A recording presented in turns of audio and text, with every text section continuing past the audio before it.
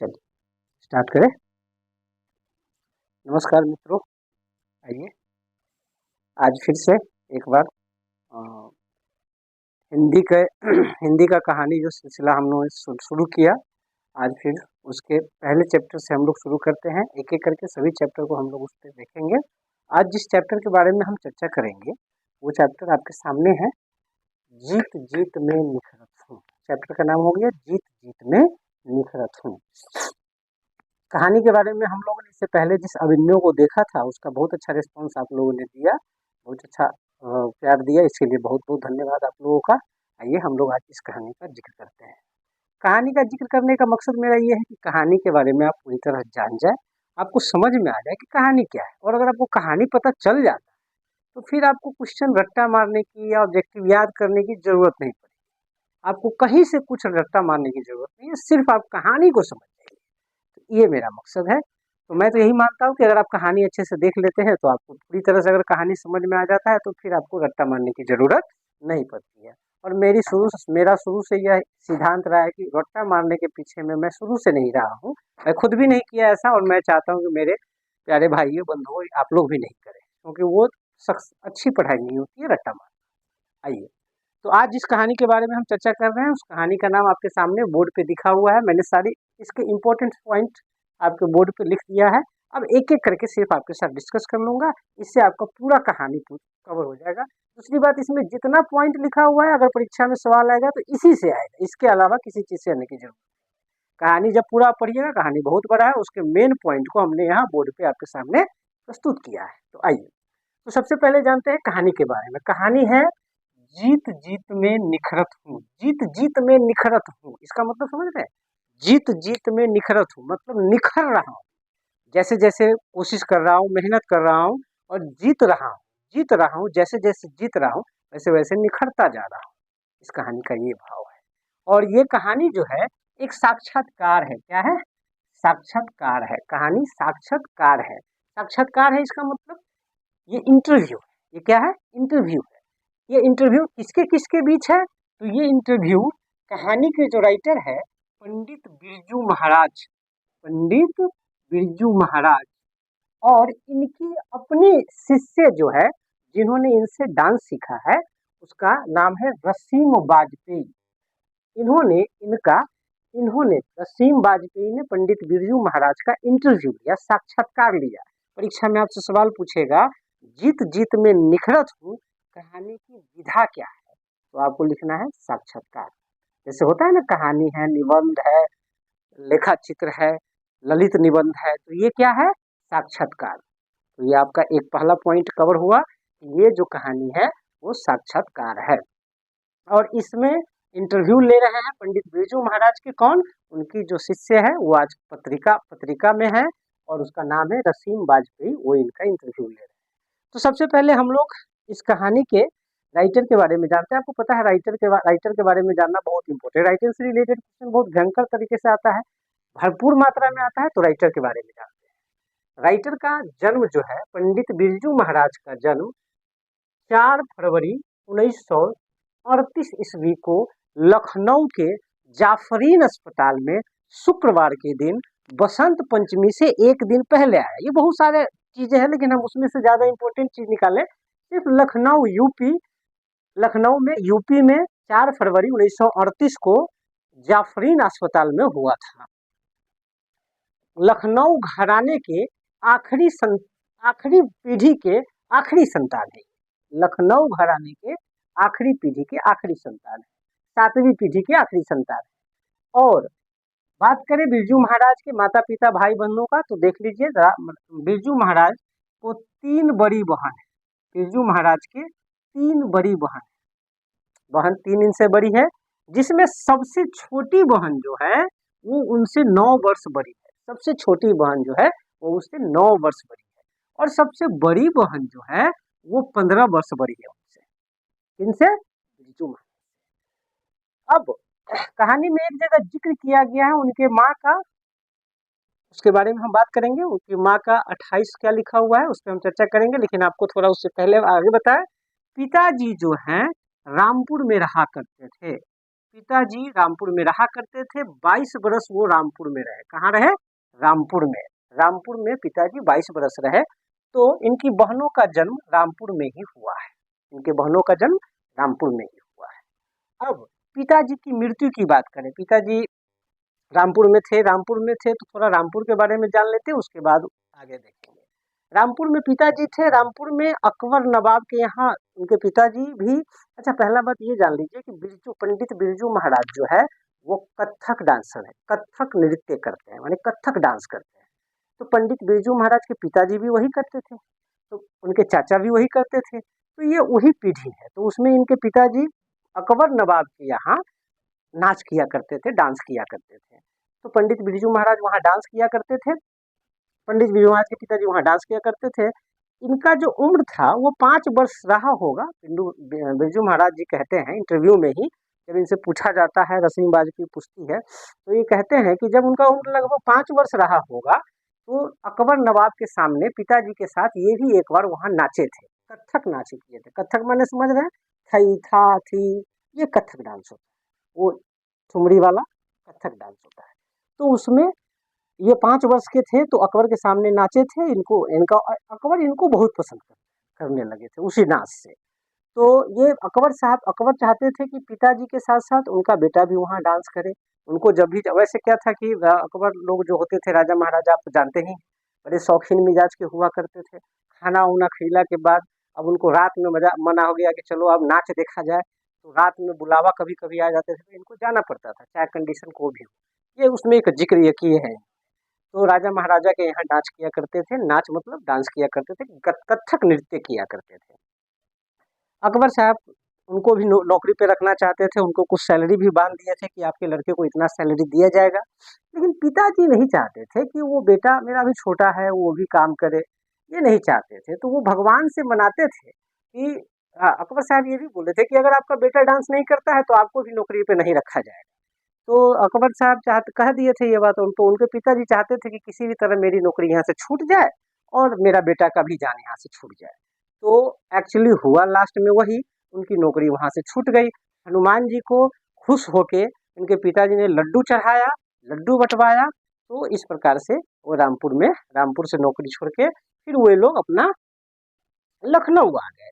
लखनऊ में जब आए तो लगभग ये 9 वर्ष के थे। पिताजी जो इनके थे वो प्रोग्राम अक्सर किया करते थे जौनपुरी, मैनपुरी और भी जगह, जैसे हैदराबाद, देहरादून, ये सब जगह जाके प्रोग्राम किया करते थे। जब ये लखनऊ आए और जब इनके पिताजी का उम्र 54 वर्ष का था तो इनके पिताजी की मृत्यु हो गई। पिताजी की मृत्यु हो गई, कब कैसे हो गई? तो इनको लू लग गया था। क्या लग गया था? लू लग गया था। इनके पिताजी की मृत्यु हो गई जब ये 9 वर्ष के थे। और इनके पिताजी कितने वर्ष के थे? 54 वर्ष के थे। आखिरी प्रोग्राम इनके पिताजी कहाँ किए थे? तो आखिरी प्रोग्राम मैनपुरी में इनके पिताजी का हुआ था 54 वर्ष के। और उसके बाद वो लास्ट दिन मर गए थे। उनको कुछ बीमारी जैसे लू हो गई थी, तो वो इस स्वभाव के लोग थे, जैसे बहुत सारे लोगों का स्वभाव होता है कि अगर उसको कुछ हो रहा है तो वो किसी को कहेगा नहीं, अपने उस चीज़ को समझने की कोशिश करेगा। तो ये उसी तरह के थे, अपना प्रॉब्लम दुख सुख किसी को बताया नहीं करते थे, ज़्यादा जाहिर नहीं किया करते थे। तो लू लग गई थी, डायबिटीज पहले से था, ये सब का भी जिक्र है, और इसी वजह से वो डेथ कर गए थे। चाचा जी इनके थे जिसका नाम था शंभू महाराज। क्या नाम था? शंभू महाराज। चाचा का नाम था शंभू महाराज, उसे लच्छू महाराज भी कहा करते थे। चाचा, दादी और पिता, चाचा, दादी और पिता तीनों आदमी साथ में एक ही बंगले में रहते थे, लेकिन अलग अलग फ्लोर पर रहते थे और अलग अलग उनका एक ही छत में अलग अलग रहन सहन था। चाचा पिताजी के और इनका अलग अलग रहन सहन था। 5 वर्ष की उम्र की बात करें तो 5 वर्ष में जब लखनऊ में अकबर नवाब के सामने ये डांस किए थे, तो कहते हैं चूड़ीदार पैजामा, अचकन पहनकर और पैर पे ही बैठना पड़ता था। तो उनको थोड़ा दिक्कत होता था, लेकिन वो इंटरेस्टेड थे डांस करने में, इसलिए वो करते थे। ये ड्रेस था उनका। और आप देखते भी होइएगा, अभी आज आप देख लीजिए कथक अगर कोई डांस कर रहा होगा तो उसको देखिएगा अचकन वैसे फैला हुआ टाइप का, चूड़ीदार पैजामा, अचकन ऐसे पहना हुआ है, और वो थई थई वाला डांस होता है कथक, उसी को वो करते हैं। तो इनके चाचा जो थे वो खाते पीते स्वभाव से थे, एकदम रंगीला आदमी था, खाता पीता स्वभाव से एकदम था और इतना खाता पीता था ना कि खा पी के घर में खूब हल्ला गुल्ला करा करता था, मारा पीटी करा करता था। जब इनके पिताजी डेथ किए थे उसी के आसपास इनका दोनों बच्चा भी मर गया था, इनके दो बच्चे थे वो भी मर गए थे। और तो उनको का ज़्यादा मतलब नहीं होता, वो अपना खाने पीने पे ध्यान देते थे। इनके जब पिताजी की मृत्यु हुई तो आप सोच सकते हैं एक बच्चा जो 9 साल का है और उनका पिताजी डेथ कर गया है तो उसको कितना दुख होगा। लेकिन इनको दुख का एहसास इसलिए नहीं हुआ कि इनका उम्र उतना डेवलप था नहीं, उतना ज़्यादा था नहीं, दुख का इनको कोई एहसास नहीं हुआ। हाँ, लेकिन घर की स्थिति जो खराब हो गई इस वजह से इनको दुख का महसूस होने लगा था। जब इनके पिताजी डेथ किए थे तो इतना खराब कंडीशन था इनका कि इनके पिताजी का 13वीं और 10वीं करने के लिए इनके पास पैसा नहीं था। घर में करकुटुम आ रहे थे, जा रहे थे, कार्य हो रही थी, लोगों को लगा सब कुछ हो रहा है, लेकिन इनका स्थिति इतना खराब था कि पैसा नहीं था। तो इनको संयोग से 5-500 का 2 प्रोग्राम उसी टाइम कहीं से मिल गया और इन्होंने 2 प्रोग्राम किया और उससे 5-500 रुपया आया। इससे उन्होंने अपने पिताजी का 13वीं और 10वीं किया। हर एक सक्सेस इंसान के पीछे आप देखिएगा ना, एक बहुत दुखद भरी कहानी होती है जो इनके पास आती था। और जिसके जीवन में दुख नहीं वो आदमी जीवन में सक्सेस भी नहीं होता, ये भी जानते होंगे। तो आइए उसके बाद क्या हुआ, जब इनके पिताजी का 13वीं वाला काम हुआ, काम खत्म होने के बाद इनकी स्थिति बहुत खराब हो गई। ये लखनऊ में थे, लखनऊ से फिर ये अ, मुजफ्फरपुर होते हुए नेपाल भी गए थे। नेपाल में इनका एक रिलेटिव था जिसका नाम कुछ था, नेपाल में एक उनके, हाँ, झुम्मक लाल, क्या नाम था, झुम्मक लाल। तो ये सोचे थे कि वहाँ जाएंगे तो कुछ प्रोग्राम वगैरह करेंगे तो कुछ वाजिब फूजिब मिल जाएगा, वाजिब मतलब तोहफा वोहफा मिल जाएगा जिससे 2-4 दिन का खाना पीना चल जाए। इसके लिए ये चाह रहे थे कि कुछ काम करें, हाथ पाँव चला रहे थे, इसलिए मुजफ्फरपुर आए थे, नेपाल गए थे। लेकिन बहुत ज़्यादा वहाँ पे उनको कुछ खास फायदा नहीं हुआ।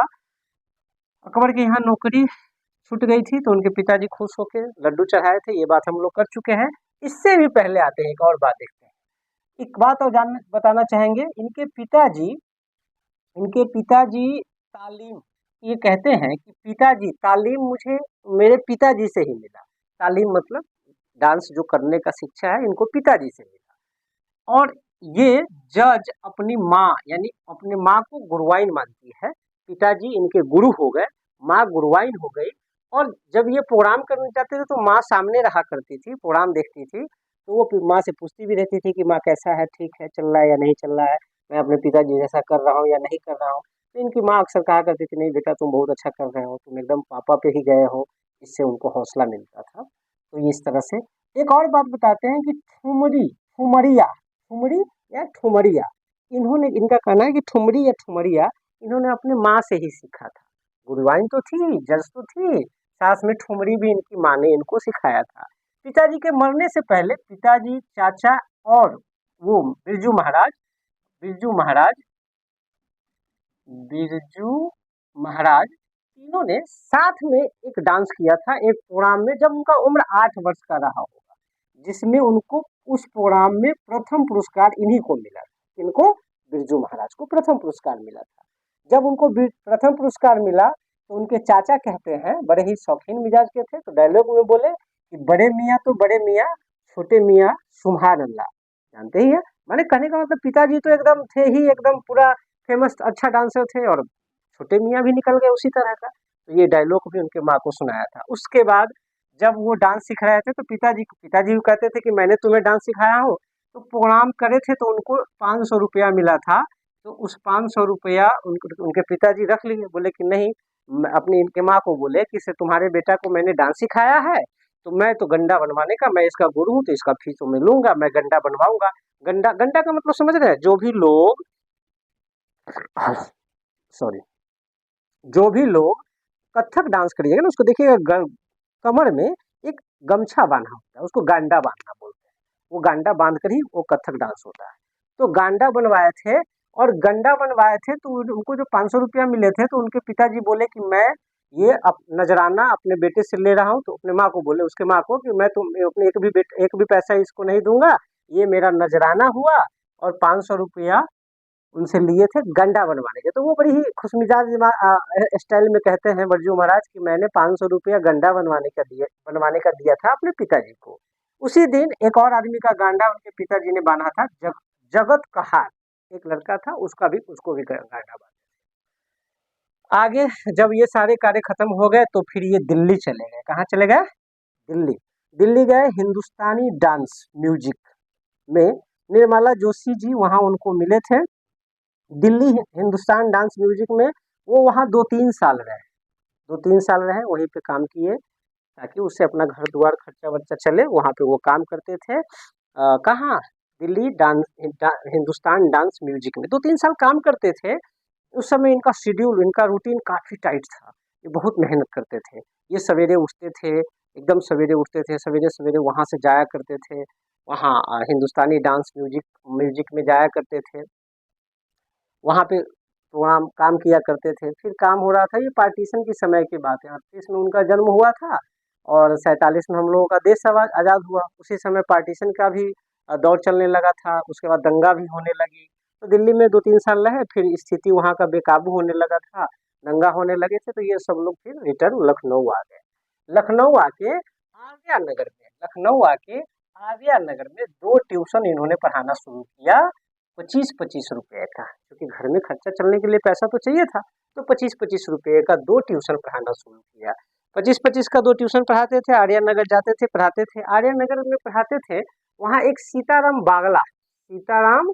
बागला करके एक आदमी था, जिसको ये डांस सिखाते थे, और सीताराम बागला इनको पढ़ा देते थे। एक दूसरे से मतलब फी नहीं देना होता था, वो उसको पढ़ा देते थे, वो उसको डांस सिखा देते थे। इस तरह से इन्होंने पढ़ाई किया। घर का टेंशन, खाने का टेंशन, काम का टेंशन, ये सब की वजह से पढ़ाई उतनी अच्छी हुई नहीं। वो फेल कर गए परीक्षा में, क्योंकि अच्छे से पढ़ाई हुई नहीं थी। वो पैसा बचाने के लिए एक साइकिल खरीदे थे, साइकिल उतना अच्छा चलाने नहीं आता था, एक्सीडेंट कर गए थे। फिर एक साइकिल खरीदे। वो बात की बात है, आगे चल के ये साइकिल खरीदे, साइकिल एक्सीडेंट कर गया, टूट फूट गई वो साइकिल। वो आज तक रखे हुए हैं। वो कहते हैं कि मैं इसे यादगारी के लिए रखता हूँ कि मेरा एक समय ऐसा था कि मैं इस साइकिल से चला करता था। फिर साइकिल के बाद मोटरसाइकिल खरीदे, मोटरसाइकिल के बाद पुरानी कार एक खरीदे। वो कार भी किसी खंभे में जाके एक बार टक्कर खा ली थी। उसके बाद उन्होंने एम्बेसडर खरीदा, फिर फेमस हो गए। फिर आज फिएट खरीदे, फिर एगो फिएट खरीद के बदल चुके, आज दूसरा फिएट के बारे में बोल रहे थे कि एक फिएट तो बदल चुका हूँ, दूसरा फिएट आज उनके पास है। तो ये तब की बात है, पहले तो साइकिल खरीदे, ये साइकिल खरीदे तब की कहानी है। फिएट वगैरह सक्सेस होने के बाद उन्होंने खरीदा, एम्बेसडर वगैरह सक्सेस होने के बाद खरीदा। तो साइकिल खरीदे थे। संगीत भारती, अब क्या हुआ कि ये आ गए आर्या नगर में, वहाँ काम कर रहे थे, वहाँ पढ़ा रहे थे, ट्यूशन वगैरह पढ़ा रहे थे। वहाँ पे इनके चाचा जो थे, वहाँ पे चाचा जो थे, लखनऊ में चाचा जो थे, इनके डांस सिखाया करते थे। तो ये पुराने थे, बुजुर्ग थे। तो कोई भी नए नए लोगों को कोई कोचिंग शुरू करता है, कोई इंस्टीट्यूट शुरू करता है, तो नए के लोगों के पास लोग कम जाते हैं। तो इनके साथ भी वही हाल था। एक तो इनका उम्र कम था, दूसरा इनके चाचा जी पहले से सिखा रहे थे। तो भाई बड़े महाराज जी को छोड़कर छोटे महाराज जी के पास में कौन आया? तो इन्होंने इनके साथ, इनके पास बच्चे बहुत कम थे। तो इनको एक लड़की जो रसीम बाजपेयी, जो इसका इंटरव्यू ले रही है, वो पहले एक आई हटके कि चलो वहाँ सीखते हैं, और वो इनके यहाँ सीखना शुरू की। रसीम बाजपेयी पहले आई और वो सीखना शुरू की। तो इनके पास एक ऑप्शन था कि चलो अब तो हमारे पास स्टूडेंट है नहीं, जो आया उसी को खूब बढ़िया से सिखाया। तो जब ये रसीम बाजपेयी को ठीक अच्छा से सिखाने लगे, तो इनको लड़की वो संतुष्ट हुई। फिर उन्होंने कुछ लोगों को कहा, अपने दोस्त में ही बड़े परिवार के लोगों को कहा। फिर और भी लोग धीरे धीरे इनके यहाँ जुटने लगे। फिर धीरे धीरे इनके यहाँ स्टूडेंटों की संख्या बढ़ने लगी। फिर जैसे जैसे बढ़ने लगी, तो इनके चाचा जी जो थे, वो तो शौकीन थोड़ा थे ही। तो इनके चाचा जी कहे रात में क्या करते, कोई कोई भी स्टेप्स क्या होता था, रात को तैयार करते थे, या कोई लय तैयार करते थे। तो वो करते थे बिरजू महाराज। इनके चाचा जी वहाँ जाके कहते थे कि मैंने तैयार किया, खाली कह देना कि चाचा जी, चाचा चाचा कह रहे थे, चाचा कहते थे कि अच्छा वो मैंने जो तुमको कल बताया था, तो तुम कहना कि हाँ हाँ वो वाला। बस तैयार मैं ये करते थे, लेकिन चाचा जी अपना वाहवाही चाहते थे। इस प्रकार से इन्होंने लखनऊ में डांस सिखाना शुरू कर लिया था। उसके बाद 14 साल के उम्र में, लगभग 14 साल के उम्र में 14 साल की उम्र में फिर निर्मला जी आई थी किसी काम से। निर्मला जोशी के बारे में हमने बात किया था, हिंदुस्तानी डांस म्यूजिक में इनको निर्मला जोशी मिली थी। तो वो 14 साल बाद फिर लखनऊ किसी काम से आई थी, तो फिर इन्होंने उनसे मुलाकात किए बिरजू महाराज से, और देखे कि क्या बच्चा वो क्या कर रहा है, कुछ कर रहा है कि नहीं कर रहा है। तो फिर वो 14 साल की उम्र में फिर जो हिंदुस्तानी डांस म्यूजिक जो था उसका नाम बदल गया था संगीत भारती, वहाँ गए 14 वर्ष की उम्र में, और लगभग 4.5 वर्ष वहाँ वो काम किए। 4.5 वर्ष काम करने के बाद उस समय उनको बहुत सारा दिक्कत भी हो रहा था, क्योंकि काम की कमी थी, तो दिक्कत भी तो हो ही होना जायज़ बात। संगीत भारती में फिर 4.5 वर्ष वो काम किए। संगीत भारती में 4.5 वर्ष काम करते करते फिर इनका फेमस थोड़ा सा बढ़ा, आगे बढ़ता चला गया। इन्होंने बहुत सारा प्रोग्राम शुरू हो गया, इनको बहुत सारा प्रोग्राम भी मिलने लगा उसी संगीत भारती के थ्रू। फिर इनका कला आगे विकसित होने लगा और ये बहुत फेमस होते चले गए। तो एक प्रोग्राम हुआ था इनका कलकत्ता में, कलकत्ता ऑडिटोरियम में, फेमस प्रोग्राम इनका। और भी प्रोग्राम हुआ, लेकिन सबसे ज़्यादा फेमस प्रोग्राम जो इन मानते हैं, ये कहते हैं, वो है कलकत्ता ऑडिटोरियम का प्रोग्राम। बहुत फेमस हुआ, इतना फेमस हुआ पेपर वगैरह में इनका नाम छप गया, लोगों को बारे में पूरी तरह से फैल गया कि नहीं ये एक नया लड़का कहीं से आया है, बहुत अच्छा नॉलेज है इसको, बहुत अच्छा मेहनती है, अच्छा डांस करने आता है। और उसके बाद फिर ये बताते हैं कि इनको सही संगीत नाटक अकादमी अवार्ड 27 वर्ष की उम्र में इनको मिला था, संगीत नाटक अकादमी अवार्ड। ये बात की बात है जब इनका प्रोग्राम जब फेमस होने लगा। फिर इनको इनका कहना है कि पहला बार जब ये विदेश टूर शुरू हो गया इनका, जब फेमस हुए तो विदेश टूर शुरू हो गया, तो पहला बार ये रूस गए थे। रूस समझ ही रहे हैं आप लोग, रूस। उसके बाद फिर Germany, Japan, Hong Kong, Laos, America, Burma आदि विदेशों में भी अब इनका आना जाना शुरू हो गया। हर जगह फेमस हो गए तो हर जगह आना जाना शुरू हो गया।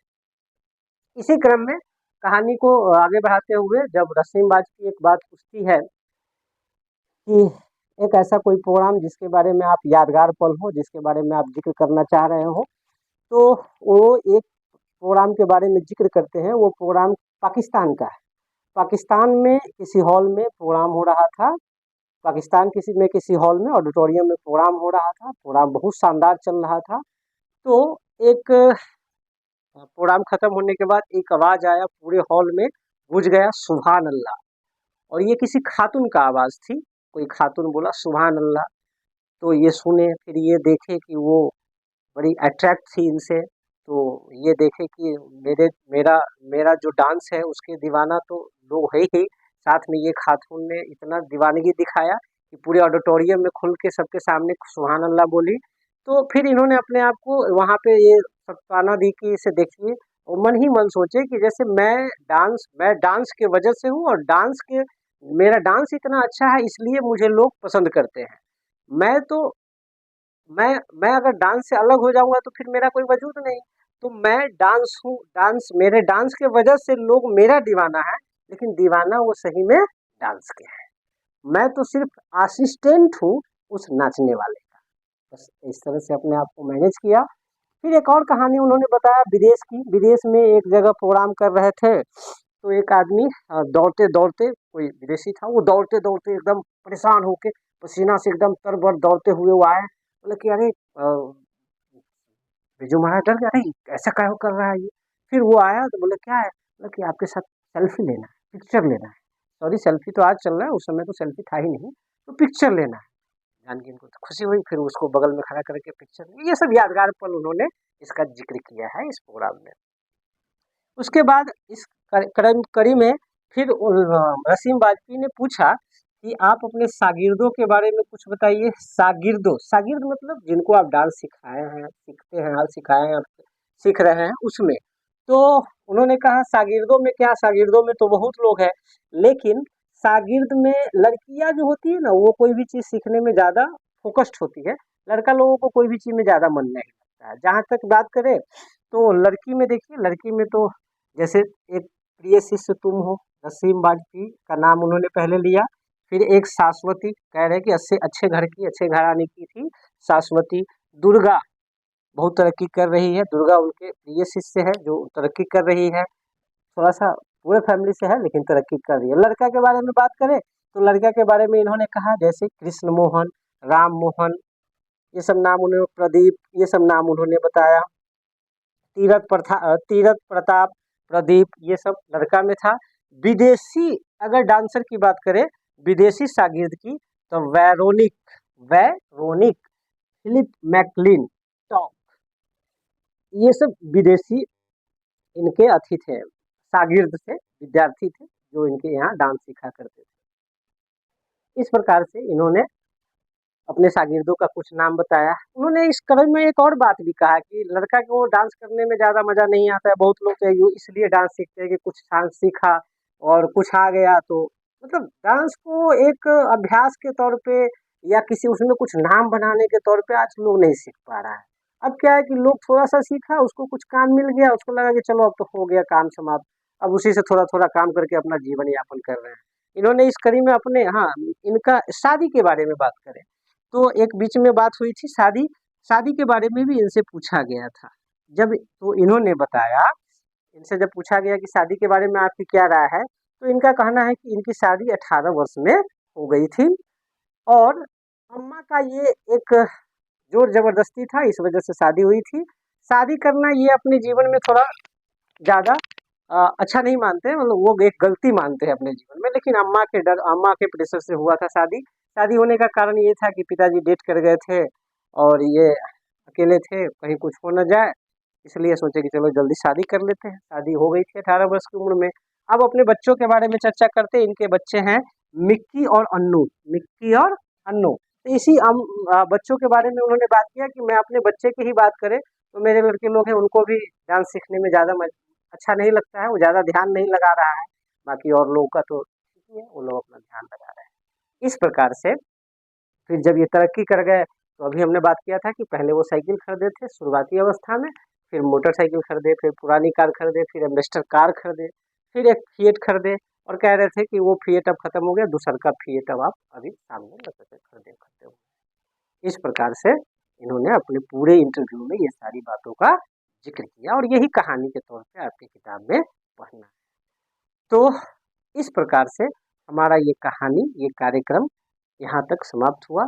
इस कहानी में हमने देखा कि कैसे एक बच्चा जो जीरो से शुरू करके जीवन में इतनी सारी समस्या को झेलते हुए अपने जीवन में अच्छा मुकाम पाने के लिए मेहनत किया, घर परिवार को संभाला, अपने आप को संभाला और उस दुनिया में जहाँ कथक के डांस के नृत्य के बारे में उस क्षेत्र में अपने करियर को भी सेट करना और अपने अर्थोपार्जन को भी सेट करना, सेट करके और तब जाके उन्होंने ये नाम कमाया। तो ये इससे हमें यह सीख मिलती है, ये एक साक्षात्कार भी है लेकिन ये सीख भी है। ये सीख क्या है कि अगर इंसान का कोई भी कितना भी बड़ा समस्या क्यों ना हो, लेकिन अगर वो अपने मेहनत और पैशन के दम पे, अपने एक डिसीजन के दम पे सही डायरेक्शन में काम करते रहे तो एक न एक दिन उन्हें सफलता मिलती ही है। तो इस प्रकार से इनको सफलता, जैसा कि आपने देखा, मिला। और तब तक आप इसको देखिए, एंजॉय कीजिए और अपने आप मैट्रिक की तैयारी का पूरा एकदम तैयारी करिए। ओके, धन्यवाद।